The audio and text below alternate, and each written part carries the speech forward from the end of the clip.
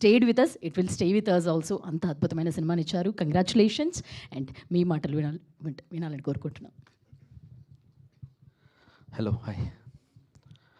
ఆఖరి మాటల్లో ఒక చాలా మంచి సౌలభ్యం ఉంటుందండి. మనం చెప్పాలనుకున్నవన్నీ అందరూ చెప్పేస్తారు. సో మనం చాలా తక్కువ మాట్లాడచ్చు.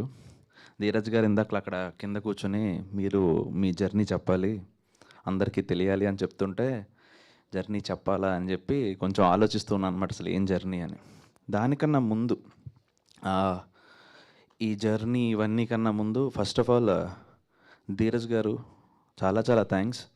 ఎందుకు ఇది చెప్తున్నానంటే, ఒక సినిమా సమ్మర్ హాలిడేస్ అని ఒక సినిమా నిర్మిస్తూ ఇలా అవార్డు వచ్చిన మరో సినిమాని సత్కరించాలి అన్న ఆలోచనకి చప్పట్లు. And Srikar, you have all the good journey to go. ఖచ్చితంగా 2026 ఇది. సో 2028లో మీది వస్తుంది. అప్పుడు నేను అటు ఉంటాను, నువ్వు ఇటు ఉంటావని కోరుకుంటున్నాను.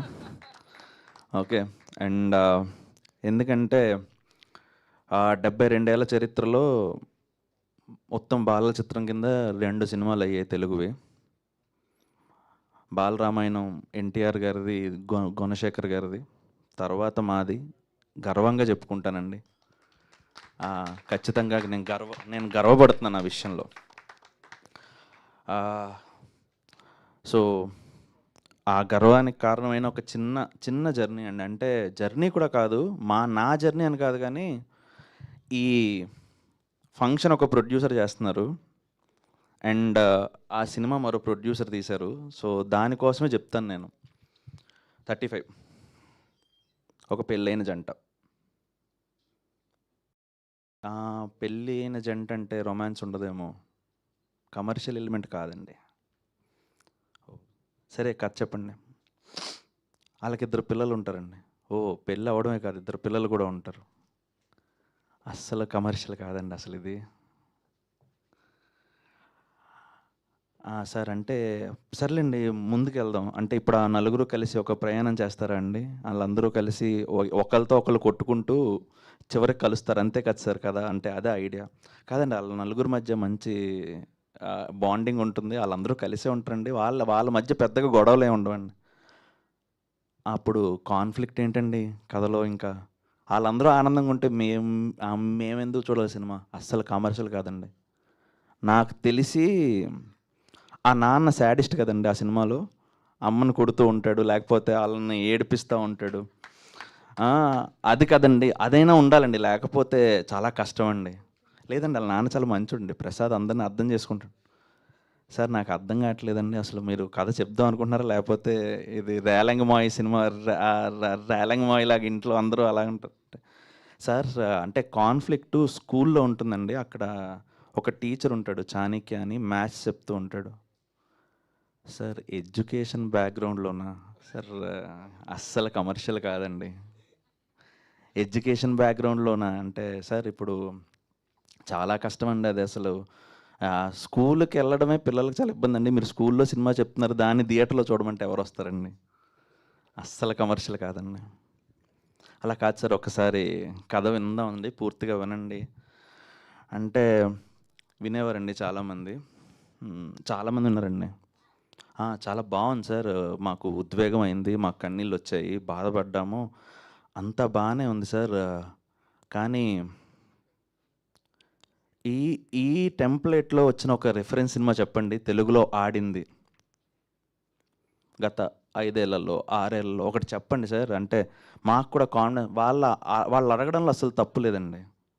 ఓకే, ఒక 5-6 ఏళ్ళలో దగ్గరలో ఎక్కడొచ్చింది అంటే నా దగ్గర కూడా సమాధానం ఉండేది కాదండి. ఎందుకంటే వెనక్కి వెళ్ళి చూస్తే లిటిల్ సోల్జర్స్ చెప్పాలా,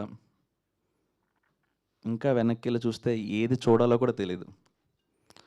సో ఒక రిఫరెన్స్ పాయింట్ లేకుండా, ఇది ఆడుతుందా ఆడదా అన్న ఆలోచన లేకుండా, ఇది కథ, ఈ కథని మనం విన్న ఫీలింగ్ని 10 మందికి పంచాలి అన్న ఆలోచనతో Siddharth and Srujan Waltair productions and S originals వాళ్ళిద్దరూ నిలబడ్డారు.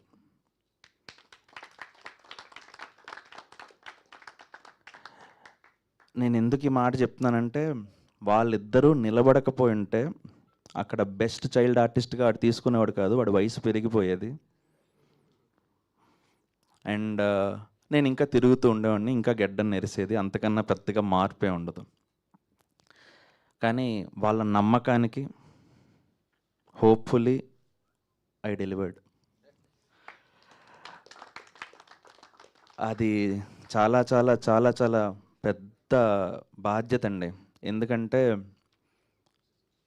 5:30, 6:30 ఎంతో కొంత ప్రతి ఒక్కరికి ఆ కళ్యాణ్ యాడ్స్లో ఆయన చెప్పినట్టు డబ్బులు ఊరికే రావు. సో ₹1 పెట్టాలన్నా, దాని మీద పెట్టుబడి పెట్టాలన్నా, పెట్టుబడి పెట్టేవాడికన్నా కూడా పెట్టుబడి పెట్టించేవాడికి చాలా ఎక్కువ బాధ్యత ఉంటుంది. ఎందుకంటే ₹1 పెట్టినప్పుడు కనీసం మరో పావలా అయినా పైన రాకపోతే, ఆ పెట్టుబడి పెట్టేవాడు వెనక్కి వెళ్ళిపోతే మరో 4 సినిమాలు ఆగిపోతాయి. సో అంత బాధ్యతగానే చేశాను ఈ సినిమా. నేను ఎందుకు అది చెప్తున్నానంటే, ఇప్పుడు 35 ఆడలేదనుకుందాం, లేకపోతే ఇవన్నీ రాలేదనుకుందాం, ఖచ్చితంగా మరో ప్రొడ్యూసర్ గదిలో వాళ్ళు ప్రయత్నించారు కదమ్మా, వాళ్ళు ప్రయత్నించారు. ఏమైంది? ఓ 10 మంది చప్పట్లు కొట్టారు, ఆ తర్వాత అయిపోయిందమ్మా, చప్పట్లతో కడుపు నిండుతుందా అని అడుగుతారు. సో మనసు నిండే సినిమా కాదు, కడుపు నిండే సినిమా కూడా తీయాలి. అది చాలా ముఖ్యం. సో ఆ రెండింటిని బ్యాలెన్స్ చేస్తూ బాడీని, heart, stomach, mind has to be coordinated.